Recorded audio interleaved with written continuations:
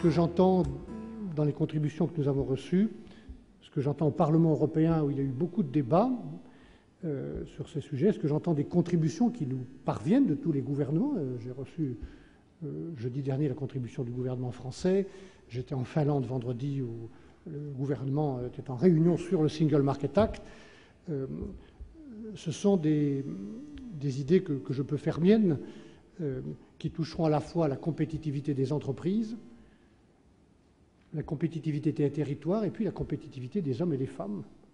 Je veux dire, j'ai dit un jour ma conviction, et je veux bien la répéter devant vous, que pour gagner la bataille de la croissance et pour gagner la bataille de la compétitivité, chaque entreprise est nécessaire et chaque citoyen est nécessaire. Et donc, je vais prendre 2 ou 3 exemples. Dans nos propositions vont être priorisées toutes celles qui touchent à l'agenda du marché unique numérique, et notamment tout ce qui touche au commerce électronique, qui n'occupe actuellement que 2 à 3% du commerce intra-européen. Mais les marchés publics électroniques, l'accès des citoyens aux services essentiels de base d'Internet, etc. Tout ce qui touche à la mobilité, ça peut être un sujet que j'ai engagé sur les cartes professionnelles, profession par profession, mais aussi un sujet qui n'est pas technique, mais qui est très important, celui de la portabilité des pensions. Qu'on puisse bouger d'un territoire à l'autre européen en emportant, si je puis dire, son système de pension. Qu'est-ce que peut faire aujourd'hui le marché intérieur pour protéger les entreprises, pour aider les entreprises? Michel Barnier nous a parlé rapidement de la problématique du brevet. Quelles sont aujourd'hui, selon vous, les grandes priorités en la matière? Je crois qu'il ne s'agit pas d'abord de protéger. Je crois que Michel Barnier l'a dit clairement. Il s'agit de ne pas avoir de naïveté européenne. Alors, il nous a dit tout à l'heure, il ne faut pas que l'industrie européenne devienne une industrie de sous-traitance des autres pays. Ça veut donc dire qu'à ce moment-là, il faut mettre en place des champions européens au plan industriel au niveau européen. Et pour avoir des champions industriels au niveau européen, il faut une politique de concurrence européenne qui ne soit pas, là aussi, naïve. Et ça, je crois que c'est un point très important. C'est qu'aujourd'hui, la notion de marché pertinent telle qu'elle est vue par la concurrence à Bruxelles reste encore le marché pertinent d'un pays ou de 1 ou 2 pays et non pas du marché mondial lorsque la concurrence est mondiale. Donc ça, je crois que c'est un point essentiel. C'est qu'aujourd'hui, si véritablement avoir une politique qui tienne la route au plan économique et industriel, il faut que l'on revoie la politique de concurrence pour qu'elle soit cohérente avec une politique du marché intérieur telle que l'a évoquée aujourd'hui Michel Barnier. Deuxième volet, c'est qu'il faut absolument qu'effectivement, parmi les 50 mesures qui font partie de ce livre qu'a évoqué, le petit livre qu'a évoqué Michel Barnier, on prenne un certain nombre de mesures qui puissent être mises en place rapidement, parce que je crois que c'est ça qui compte. Et la notion de rapidité à Bruxelles est une notion compliquée. Alors, en ce qui concerne la Chambre de commerce, nous avons répondu. Nous avons répondu pour dire, voilà au fond les 10 mesures qui nous paraissent les plus importantes au niveau de, je vais dire, de ce qui est parmi les 50. Alors, c'est lesquelles? D'abord, c'est une cohérence liée au niveau de ce que doit être l'entreprise. C'est dire qu'à ce moment-là, et Michel Barnier l'a dit tout à l'heure, le brevet européen nous paraît quelque chose d'essentiel, mais qui doit être lié également avec une vision sur les contrefaçons et sur la conformité des produits aux contraintes environnementales au niveau européen. On ne peut pas avoir une protection de la propriété intellectuelle sans qu'on ne protège pas en même temps les produits fabriqués en Europe par rapport à des anomalies qui viendraient de l'extérieur. Et ces anomalies, elles sont liées d'une part à des contrefaçons, et on sait qu'elles existent, on sait que ceci se fait. Et deuxième volet, ça doit être lié également au volet qui est toutes les contraintes environnementales que la Commission met en place, et il n'y a pas de raison de ne pas les mettre en place, nous sommes tout à fait pour. Il faut que lorsqu'on parle des directives RoHS et directives REACH, eh bien que localement, on regarde si les produits qui sont importés sont conformes. Or, aujourd'hui, je rappelle que ça relève du marché de chacun des pays, et que lorsqu'un produit rentre dans un des pays membres, il peut circuler librement dans tous les autres pays. Donc là, on a proposé aussi un certain nombre de mesures en disant qu'il faudrait qu'il y ait, excusez-moi du terme, mais une police communautaire qui fasse des exemples et qui mette en avant que certains produits distribués par la grande distribution ou par des importateurs soient immédiatement sortis du marché et qu'on n'attende pas 8, 10 ou 15 jours que la direction de la concurrence locale le fasse, parce qu'après c'est trop tard, parce que les produits ont été vendus en 15 jours. Le deuxième point, et là aussi on rejoint ce qu'a dit Michel Barnier, c'est développer de nouvelles opportunités commerciales et donc développer le commerce électronique. Développer le commerce électronique et ouvrir les marchés publics au niveau des PME. C'est une vraie question qui fait partie également du document que Michel Barnier a mis en circulation pour qu'on puisse répondre. Puis troisième volet, c'est là aussi l'harmonisation fiscale, ça a été évoqué, c'est harmoniser et rendre plus, je dirais, plus transparent le cadre des affaires. Alors la comptabilité est une chose, pas de normes IFRS pour les petites entreprises, ça je crois qu'il faut être tout à fait clair, ce serait une contrainte tout à fait aberrante, mais je veux dire là il faut aussi qu'il y ait une cohérence en matière de comptabilité, pardon. Et puis c'est la partie fiscale qui a été évoquée. Et puis nous disons, parmi les mesures qui étaient proposées, c'est l'interconnexion des registres de commerce. Parce que ça, c'est une question aussi qui peut être tout à fait mise en place. Puis dernier volet, et là c'est un sujet qui nous est cher à la Chambre de commerce, c'est valoriser les compétences et les parcours professionnels au plan européen. C'est-à-dire une reconnaissance de la mobilité, y compris au niveau des apprentis. La Hongrie est traditionnellement très engagée en faveur de l'approfondissement du marché unique. Et je pense que je ne vais pas vous étonner en disant qu'en général, la plupart des nouveaux États membres ou des anciens États de régime communiste sont très en faveur à la concurrence et au marché en général. Donc c'est pour ça que le gouvernement hongrois a décidé de mettre une des priorités, le Single Market Act, et donner un accent politique considérable aux négociations. Donc notre but en général, en tant que présidence hongroise, c'est vraiment de trouver un consensus entre les différents États membres. Comme M. Japko a mentionné, il y a vraiment des positions différentes. Il y avait ligne rouge pour certains États membres. Donc c'est vrai que ça va être une tâche difficile, mais on espère que à la fin des négociations, on va tous comprendre que le marché unique, finalement, c'est comme un grand jeu au dilemme de prisonnier en long terme. Et on va comprendre que finalement, le seul moyen d'accélérer à la croissance européenne, c'est de se coopérer entre les pays européens. Je peux te donner une vision italienne en parlant avec les patronats, en parlant avec les syndicats et de comment nous voyons les choses. Il y a trois sentiments. Michel Barnier parlait de détermination, mais il en faut beaucoup. Parce qu'aujourd'hui, quand on parle des marchés intérieurs ou d'Europe, même en Italie, qui était les pays les plus euro-enthousiastes, les premiers sentiments qui soulèvent, c'est soupçon, peur et parfois hostilité. Est-ce que plus de marchés va introduire plus de concurrence déloyale chez moi? Est-ce que plus de marchés va amener plus de travailleurs moins rémunérés dans mon territoire sans avoir la possibilité de contrer ces flous? Bon, ça, c'est plus lié à la perception qu'à la réalité, mais en époque de leadership politique faible, nous savons bien que la perception empêche souvent l'action politique. Il y a, d'après moi, deux questions fondamentales qui ont été évoquées, trois questions, qui ont été évoquées aussi indirectement ou directement par Michel Barnier. La première, c'est que c'est un marché qui n'est pas ami, friendly pour les petites et moyennes entreprises, alors que sont les 99% des entreprises européennes. Ça veut dire simplifier les marchés publics, ça veut dire simplifier les normes administratives et fiscales qui rendent très difficile pour une petite ou moyenne entreprise de profiter vraiment du marché unique. Donc, la deuxième question, c'est la dimension sociale. Moi, je suis très inquiet pour l'acceptabilité sociale du marché unique et de l'Europe.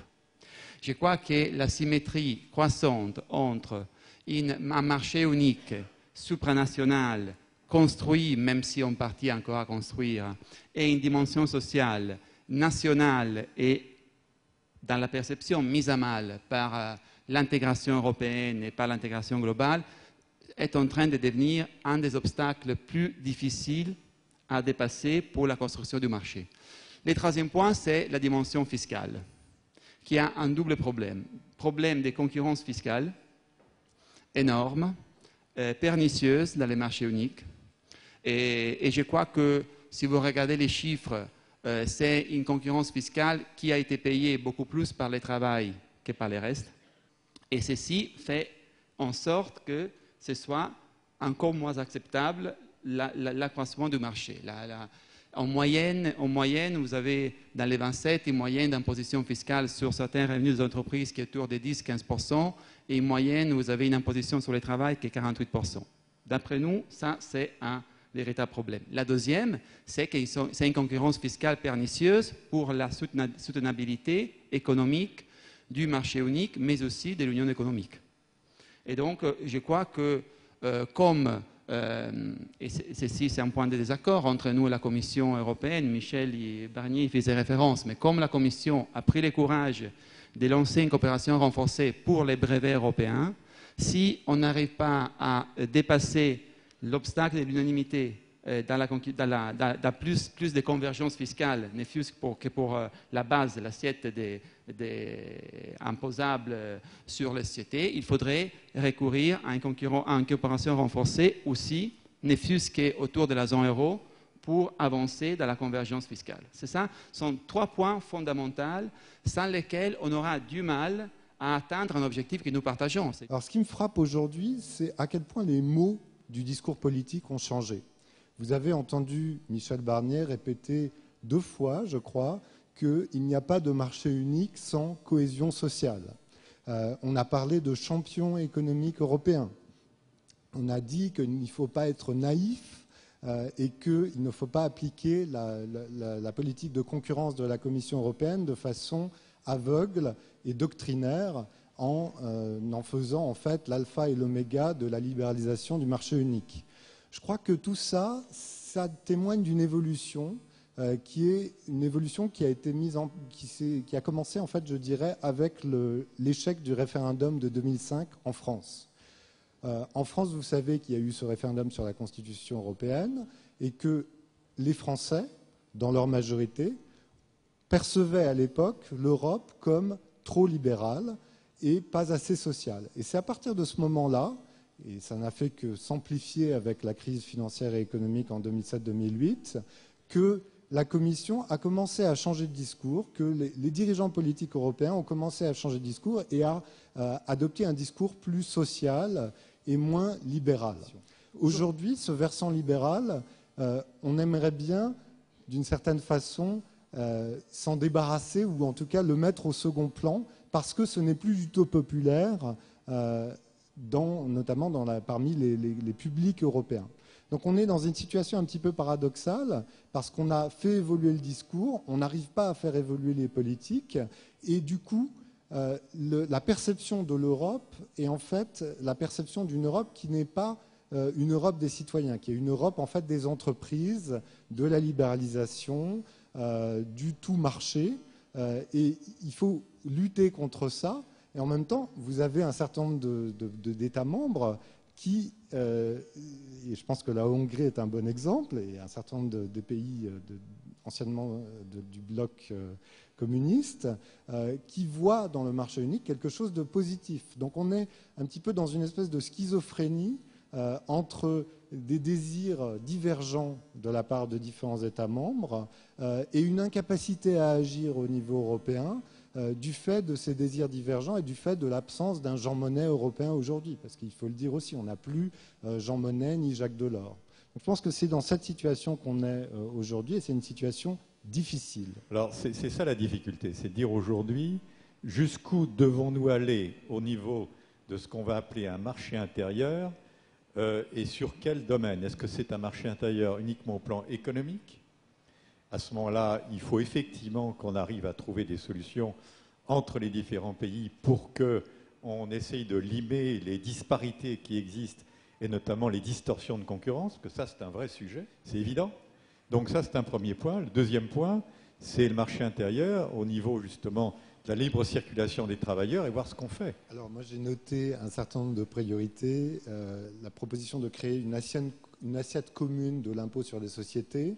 Il y a une proposition, la 29, qui est une proposition sur la solidarité dans le marché unique. Ça me semble être aussi quelque chose de très important et à développer, difficile mais néanmoins important.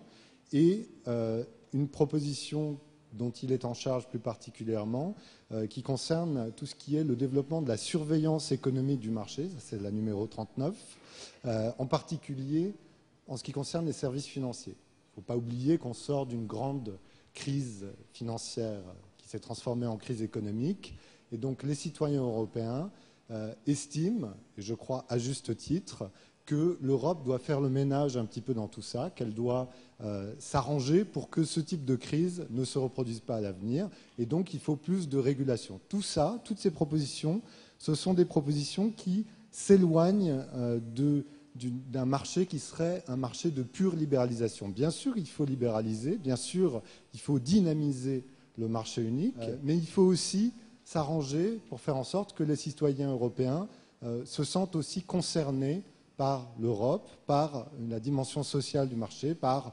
la réglementation, de façon à ce qu'il n'ait pas l'impression que, en fait, qu'il y aura de toute façon privatisation des profits et socialisation des pertes dans cette Europe.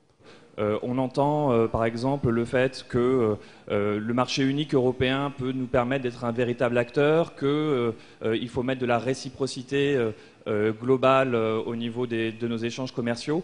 Mais plusieurs internautes se demandent pourquoi est-ce qu'on ne le dit pas plus souvent, et pourquoi est-ce que ces dimensions-là, c'est quand on parle d'Europe qu'on en parle, mais que ça ne vient jamais dans le débat national. Donc, c'est une vraie question qui ne se pose pas seulement sur le marché unique. Le problème, c'est qu'au niveau national, le sport préféré des lundis à samedi, c'est de prendre l'Europe comme bouc émissaire. Si on prend l'Europe comme bouc émissaire, c'est difficile d'expliquer les bienfaits du marché unique, les bienfaits des politiques européennes. Et le problème majeur, c'est que quand les dimanches, on demande le vote aux citoyens sur un référendum pour l'Europe, on s'étonne qu'ils disent non. C'est le travail d'information, de pédagogie qu'il faudrait faire tout d'abord par la classe politique, mais une classe politique qui est, moi je dis en Italie, renfermée sur le microcosme médiatique et politique romain, mais je crois de ne faire tort à personne si je dis que même à Paris, peut-être ils sont un peu renfermés sur le microcosme parisien, et ainsi de suite. Donc, jusqu'au moment où on ne comprend pas que la politique européenne n'est pas une politique secondaire et peu influente, mais c'est la partie la plus importante des grands débats des politiques intérieures, jusqu'à quand les classes politiques nationales en Europe ne comprennent pas que l'Europe c'est au centre des grands enjeux de société nationale, on aura toujours ces problèmes et l'Europe aura un gros problème.